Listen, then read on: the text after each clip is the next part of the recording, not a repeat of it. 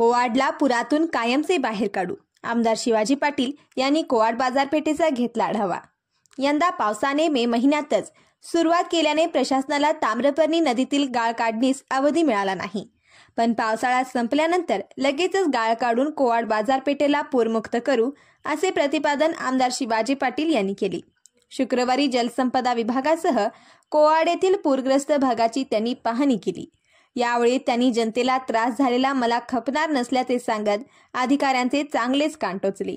यावेळी सार्वजनिक पाटबंधारे विभागाचे मुख्य कार्यकारी अधिकारी डी शिंदे, दत्तात्रय धोईफोडे यासह अधिकारी उपस्थित होते. आमदार शिवाजी पाटील यांनी अधिकाऱ्यांसह पूरग्रस्त भागाचा दौरा केला.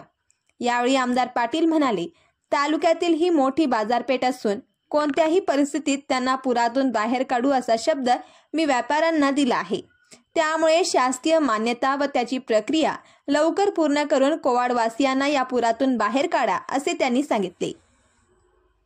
गाळ काढणीच्या कामाची प्रक्रिया अंतिम टप्प्यात असून लवकरच प्रत्यक्षात राबवू असे कार्यकारी अभियंता शिंदे यांनी सांगितले.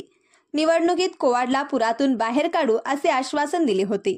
पावसामुळे त्याला दिरंगाई होते. दिलेले आश्वासन पूर्ण करण्यासाठी माझी धडपड सुरू असून पावसाळ्यानंतर त्याला गती मिळेल असे आमदार पाटील सांगितले. यावेळी माजी तालुका अध्यक्ष शांताराम पाटील, श्रीशैल नागराळ, अनेक नागरिक उपस्थित होते.